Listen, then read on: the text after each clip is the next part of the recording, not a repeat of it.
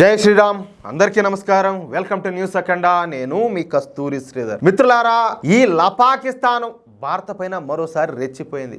ఇంకా మనోళ్ళు ఊరికే ఉంటారా, మూలేస్తంటారు. కాబట్టి మళ్ళీ ఇప్పుడు తోక ముడుచుకొని అని మళ్ళా మూలుగుతాంది. సరే, ఈ న్యూస్ చూడండి ఒకసారి. నిజానికి ప్రపంచంలో ప్రతి దేశానికి కూడా ఒక ఆర్మీ ఉంటుంది, కానీ పాకిస్తాన్లో మాత్రం పాకిస్తాన్ ఆర్మీకి ఒక దేశమే ఉండాలి. ఏమే, పాకిస్తాన్లో ఎన్నికలు జరిగినప్పటికీ, అక్కడ ప్రధానమంత్రిని ప్రజలు ఎన్నుకున్నప్పటికీ, పాకిస్తాన్లో సుప్రీం మాత్రం పాకిస్తాన్ ఆర్మీనే. వాళ్ళు చెప్పిందే వేదం, అంతే. వాళ్ళు చేసిందే శాసనం. ఇక పాకిస్తాన్ ఆర్మీ పాకిస్తాన్లో మగవాళ్ళు వేసుకునేటటువంటి కడ్రాయిల దగ్గర నుంచి రియల్ ఎస్టేట్ దాకా ఈ పాకిస్తాన్ ఆర్మీనే నిర్వహిస్తూ ఉంటుంది.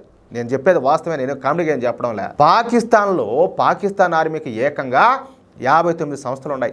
ఒక్కొక్క సంస్థ ఒక్కొక్క వ్యాపారం చేస్తూ ఉంటుంది. అయితే పాకిస్తాన్ ఆర్మీ ఏది చేయాలన్నా, ఏ వస్తువులను ఉత్పత్తి చేయాలన్నా అందుకు నీళ్ళైతే అవసరం ఉంటాయి కదా. ఏ పరిశ్రమకైనా నీళ్లు లేనిది ఆ పరిశ్రమను రన్ చేయడం దాదాపుగా అసాధ్యం. ఇకపోతే వ్యవసాయం అనుకోండి, ఇంకా చెప్పాల్సిన అవసరమే లే. ఈ వ్యవసాయం అనేది పూర్తిగా నీటిపై ఆధారపడి చేస్తూ ఉంటారు. అయితే పాకిస్తాన్లో వ్యవసాయం కూడా ఈ పాకిస్తాన్ ఆర్మీనే చేస్తూ ఉంటుంది.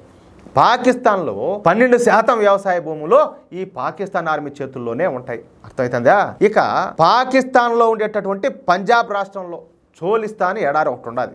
అక్కడ అసలు పంటలు పండవు, వర్షాలు పడవు, నీటి ఎద్దడి అనేది ఎక్కువగా ఉంటుంది. దీంతో ఇదే అదునుగా భావించినటువంటి పాకిస్తాన్ ఆర్మీ ఈ చోలిస్తాన్ ఎడారి భూములు మొత్తాన్ని కూడా స్వాధీనం చేసుకుంది.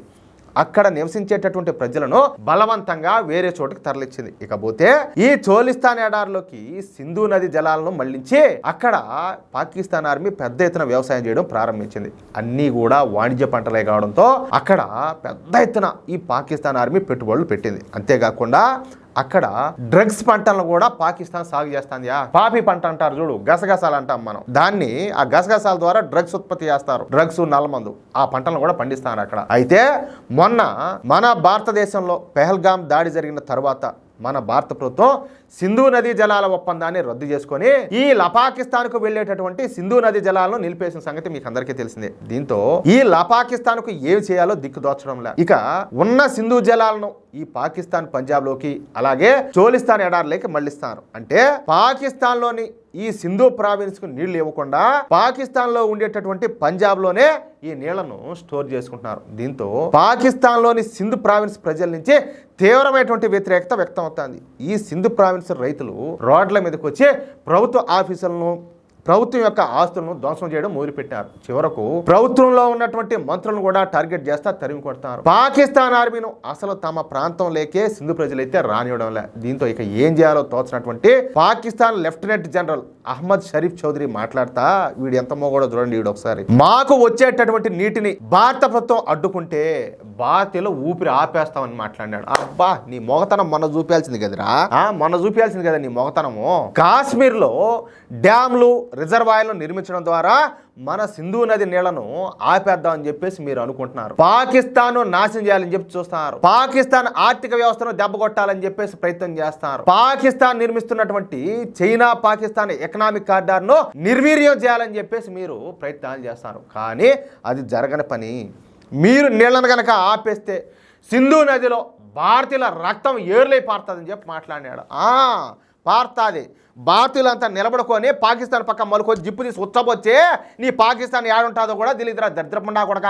ప్రపంచంలోనూ నువ్వు కూడా మాట్లాడేవాడు. నీ బతకలో నా మెట్టుగొట్ట, మీ శవాల గుట్టలు తేలుతాయని చెప్పి మాట్లాడాడు. ఏడా కాదురా, ఏరుకునేదానికి ఎముకలు కూడా మేలో ముడాకొడకలారా. మీకు తెలియడంలే, మీకు అర్థం కావడంలే. సింధు నదికి అసలు హక్కుదారులు మేమే. వీళ్ళంటే ఇలా పాకిస్తాన్ వాళ్ళు హక్కుదారులు అంట. సింధు నది నాగరికత మాది అంటూ నోటికొచ్చిన వాగుడంతా కూడా వాగినాడు. ఎందుకంటే వాళ్ళు తినేది అన్నం కాదు కదా, అశుద్ధం. వాళ్ళకట్టా మాటలు వచ్చాయి. పందులు ఎట్టయితే పెంట తింటాయో ఈ దరిద్రపుండా కొడుకులు అదే తింటారు. అందుకనే వాళ్ళకిట్టా మాటలన్నీ కూడా వచ్చాయి. ఇక ఈ పాకిస్తాన్ లెఫ్టినెంట్ జనరల్ అహ్మద్ షరీఫ్ చౌదరి చేసినటువంటి వ్యాఖ్యలు ప్రపంచవ్యాప్తంగా వైరల్ అవడంతో ఇక అన్ని దేశాల నుంచి పాకిస్తాన్ ఆర్మీ పైన పెద్ద ఎత్తున విమర్శలు అయితే వస్తున్నాయి. ప్రజలంతా కూడా పాకిస్తాన్ ఆర్మీని అంచి కొడతారు. దీంతో పాకిస్తాన్ ఆర్మీ ఏం చేయాలో అర్థం కాక వెనక్కి తగ్గింది.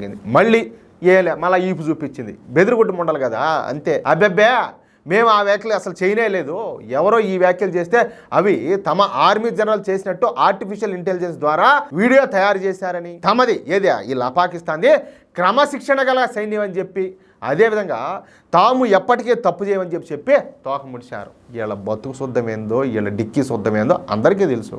మళ్ళీ ఈ కబుర్లన్నీ ఎందుకు? అయితే ఈ సింధు నది జలాల మూలంగా పాకిస్తాన్లో సివిల్ వార్ జరిగే అవకాశం ఉన్నట్టయితే తెలుస్తుంది. అది ఆ విషయమా? ఖచ్చితంగా నేను చెప్పినా కదా, వీళ్ళు ఊరికే ఉండరు, వీళ్ళు ఏదో ఒకటి గెలికినారంటే ఈసారి మనోళ్ళు మొదలు పెట్టారంటే అక్కడికి దరిద్రం అయితే మనకు వదిలిపోతుంది. ఇది ఖచ్చితంగా జరిగి తీరుతుంది. ఇది మాత్రం మిత్రులారా, ఈ న్యూస్ కనుక మీకు నచ్చినట్లయితే ఖచ్చితంగా ఈ న్యూస్ నలుగురికి షేర్ చేయండి. అదేవిధంగా ప్రతి ఒక్కరు కూడా మీ యొక్క అమూల్యమైన అభిప్రాయాలను ఖచ్చితంగా స్పష్టంగా కామెంట్ రూపంలో తెలియజేయండి. ఇంకో విషయం ఏంటంటే, ఇంతవరకు మీరు కనుక మన ఛానల్ను సబ్స్క్రైబ్ చేసుకున్నట్లయితే ప్రతి ఒక్కరు కూడా మన ఛానల్ సబ్స్క్రైబ్ చేసుకోండి, సపోర్ట్ చేయండి ప్లీజ్. జై శ్రీరామ్, జై హింద్.